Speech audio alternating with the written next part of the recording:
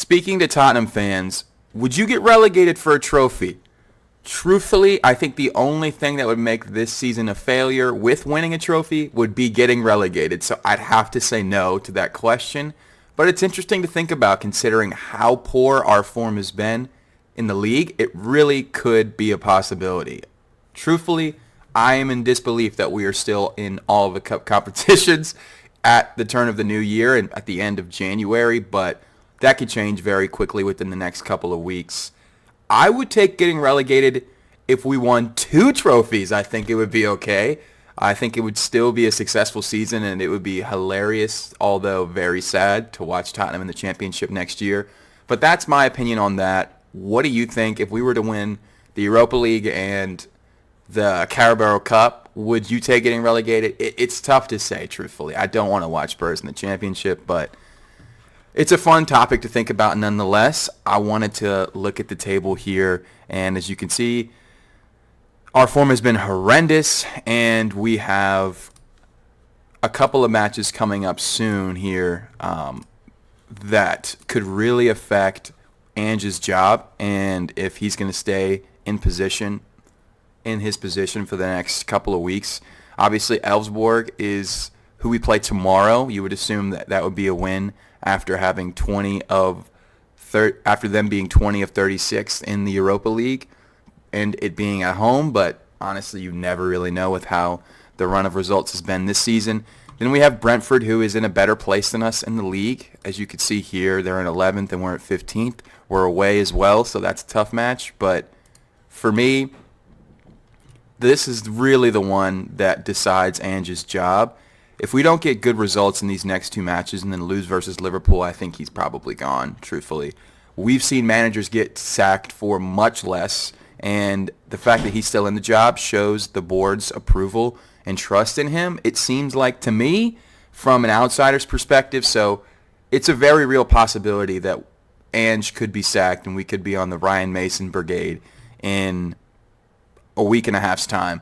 And truthfully, the FA Cup, with the next game being that, we could be out of cup competitions back-to-back. So if we lose to Liverpool and lose to Villa and Ange there's no way that we lose to both of these teams and Ange still is in a job. So it's really interesting to see what is going to actually happen here in the next few weeks.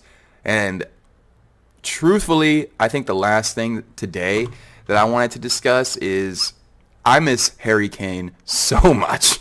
It's really unfortunate that when he left the club a couple of years ago, and this was when Ange first arrived into the job, all of the previous managers under Levy's tenure for recent history have had the Harry Kane luxury, and as soon as Ange comes into the job, he's no longer at the club. So really, really unfortunate timing, but the more you look at how the situation has played out with Bayern, as well as how the situation looks here at Tottenham, you can't really blame him as much anymore.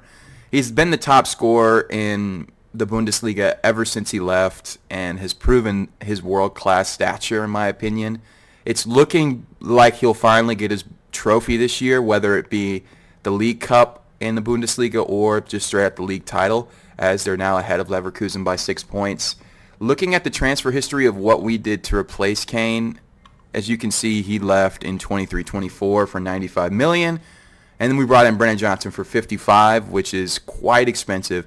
Truthfully, I think we should have sold Harry Kane for even more money than we did, but that ship is long sailed, so we just gotta hope that he comes back at some point. Truthfully, Madison is a baller. I'm really happy with this signing that we made.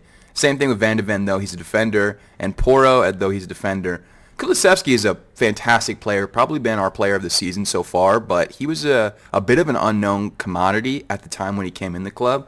So when you look at, like, fast forwarding as well to this most recent transfer window, Solanke, of course, was a great player for Bournemouth last season and has been pretty solid for us this year. Archie Gray, $40 million signing. He's a teenager, so when you put the whole picture in place, we really, other than Solanke and Madison, I mean, I don't think Brennan, I think he's good. I just don't think he's a game changer, can affect matches by themselves, type of player. We didn't really replace Kane that well, truthfully, and it still seems like we would need to replace him with more attacking talent.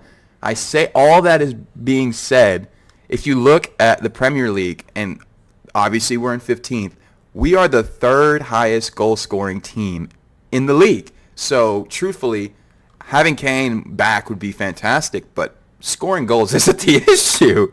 So it would make you seem that we need defenders more than anything else. The more research you do, truthfully, if we can get it done versus Elfsborg, then we are into the final 8 of the Europa League, and that's very exciting. But with how poor our form has been in the Premier League, I don't want to get relegated, of course, but I wouldn't be upset if Ange just put a lot of focus into the cup competitions at this point, because it's essentially inevitable that we're going to end up mid-table. What do you think about the topics that I've discussed this video in this Tip Top Talks Tottenham episode? Do you think that you would want to be relegated if we were to win a trophy or two? Would you take that? Do you think that Ange could be gone and out of a job within a couple of weeks? Do you think it's after the Liverpool or Villa game if we end up losing a few of those? And lastly, do you miss Harry Kane? Of course you do. Everybody misses Harry Kane who's a Tottenham fan. So, truthfully, I would take him back in a heartbeat. Would you take Pochettino back? I probably would take Mauricio Pochettino back as well. But yeah, I had really fun making this. Just wanted to quickly talk about some of the things that I've been thinking about with Spurs and wanted to carve out some time of my day. Thank you so much. If you're still watching to this point in the video, I really appreciate it. Like the video, comment your thoughts about what I just talked about, and subscribe to the channel. I hope you have a great rest of your day, and I'll see you in the next one.